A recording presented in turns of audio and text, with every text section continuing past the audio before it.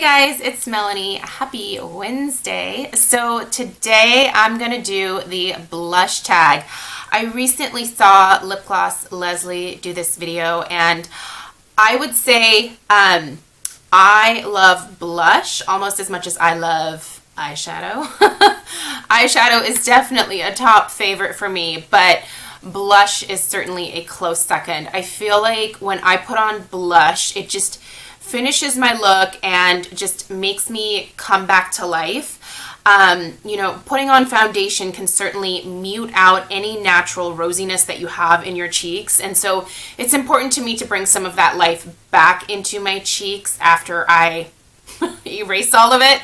And I just think that it makes me look really polished and finished and can make you look cheery and happy. And so blush is a big part of my makeup routine, and I have a lot of it. And so that's why this particular tag video really appealed to me. So I'm going to go ahead and read from the questions here. And I have everything lined out in front of me, so I'll try to make the description of each product as brief as possible.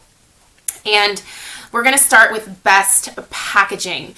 So what I picked for best packaging is actually a drugstore blush.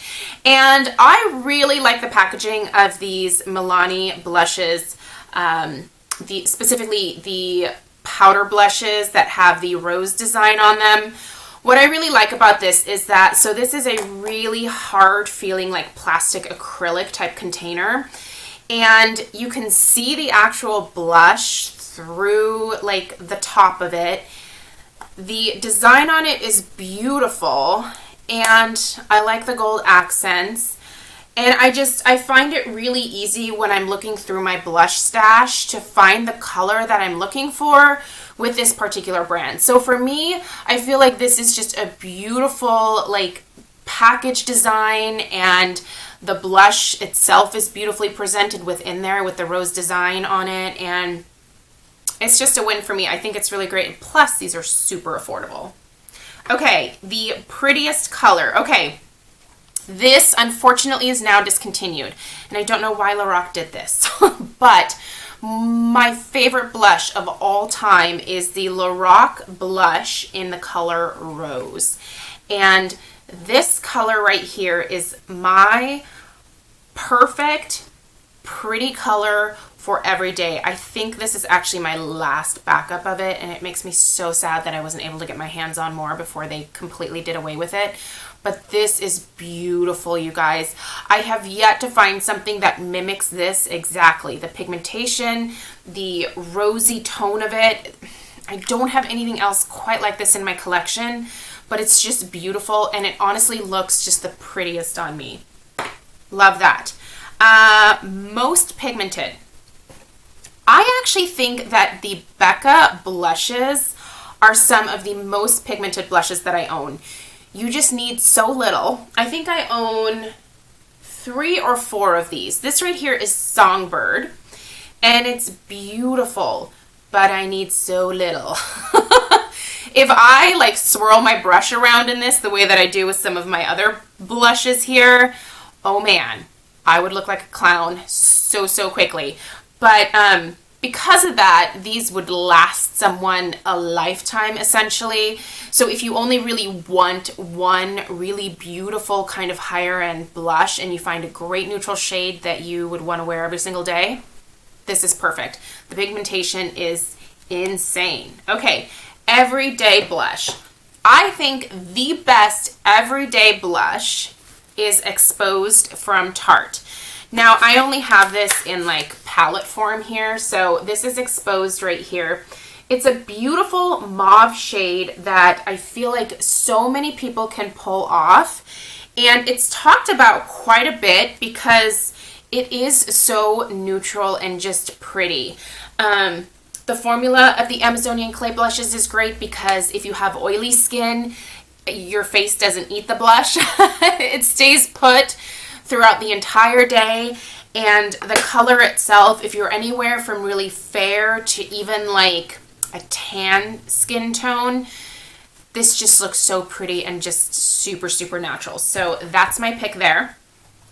Party blush. Okay, when I think party blush, I think like bright, like something that you would normally not wear like throughout the normal course of the week. You know, you stick with more neutrals, but when you're going out and you're having fun, you need a color like this. Again, this is from Milani. These are their baked blushes. This is a color Bella Rosa. This is insane. It's so beautiful, you guys, but a little bit goes a long way. And this was actually a close tie with the Becca blushes for Most Pigmented, because this is nuts. But you guys, this color, oh my gosh, it's absolutely beautiful. And when I put this on, like, I better have neutral everything else, but it's beautiful, and it actually stains. So it's gonna be on your cheeks for quite some time. Regret purchasing. Okay, so this is a Korres blush. I don't even know if they make blushes anymore, but this is their botanically coated blush in light pink. The reason I regret purchasing this is because it's like, it wasn't glued in there properly. So this would be great if I wanted to just put it in a palette, but I don't have a palette to put it in. So that sucks. But more than anything, this just doesn't even show up on me. I don't know what I was thinking. I'm pretty fair. Like, I would say just plain old fair, like with yellow undertones. I don't self-tan in any kind of way, and this doesn't show up on me at all. So essentially this is like nothing.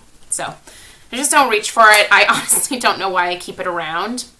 I might give this to Stella to play with, because I know that she can't like over apply it, because no matter how much you put on, it doesn't really ever build up. So least used. Okay.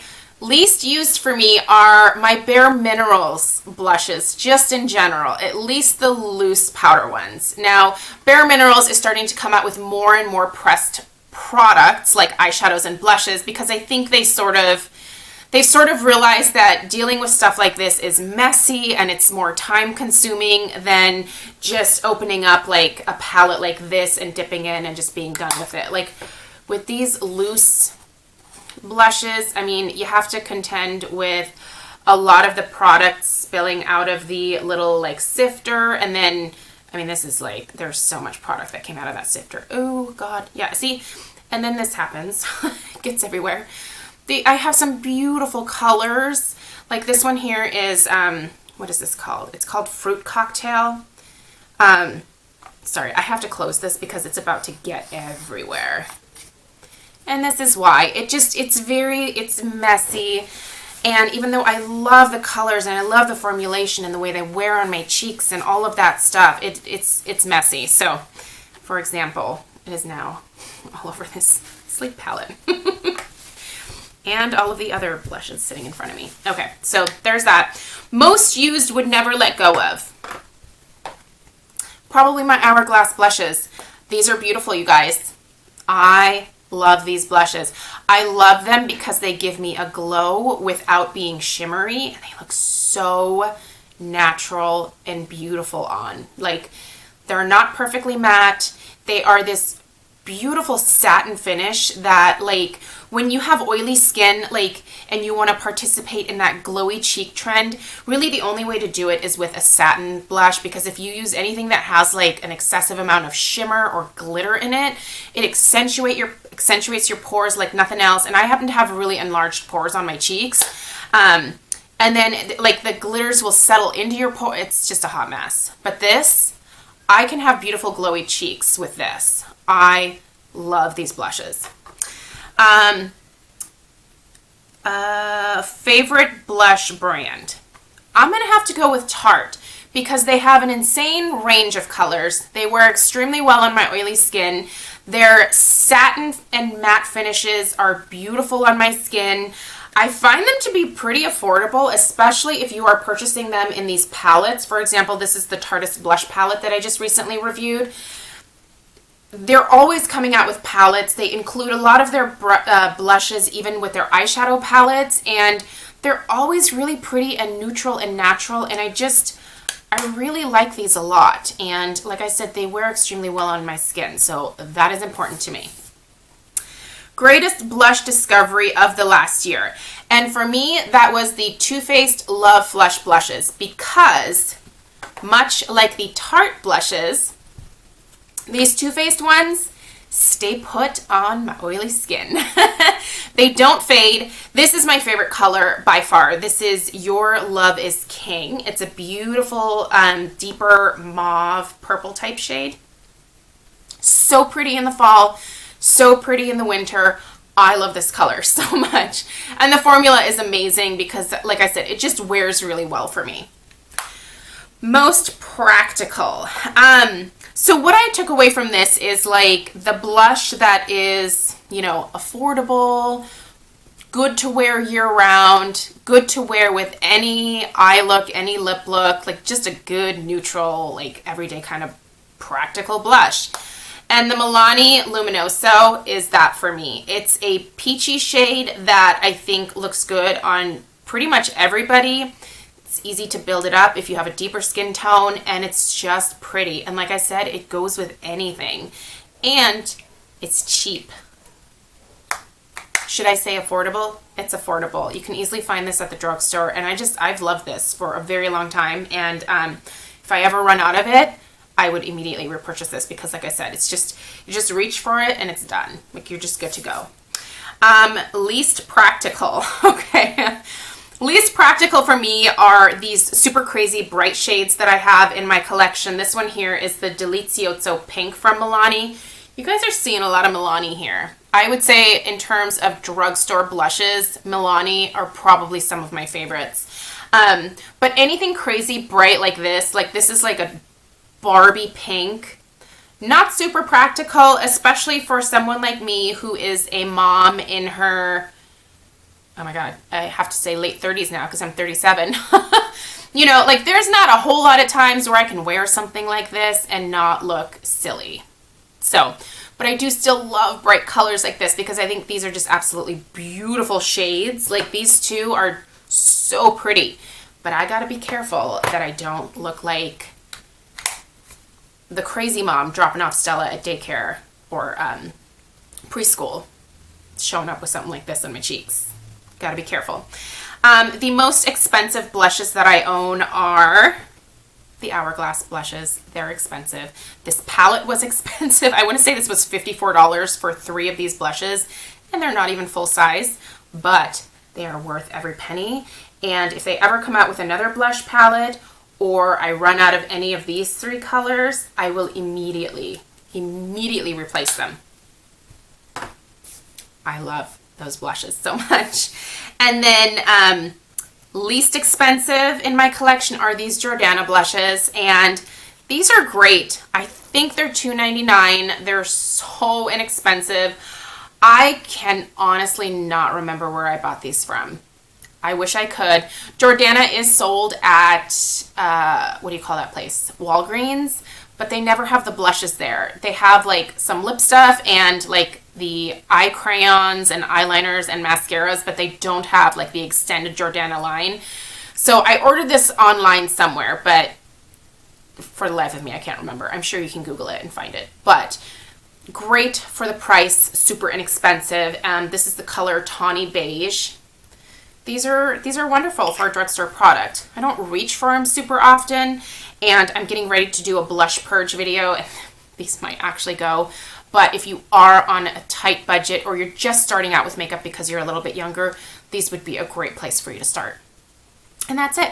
Those are all of my blush picks for this blush tag. If you want to do this video, I will leave the questions down below for you, so I tag everyone that wants to do it. And I will try to link a few of like my favorites down below for you as well if you want to find them. So anyway, thank you so much for watching, and I will see you guys in my next video. Take care. Bye.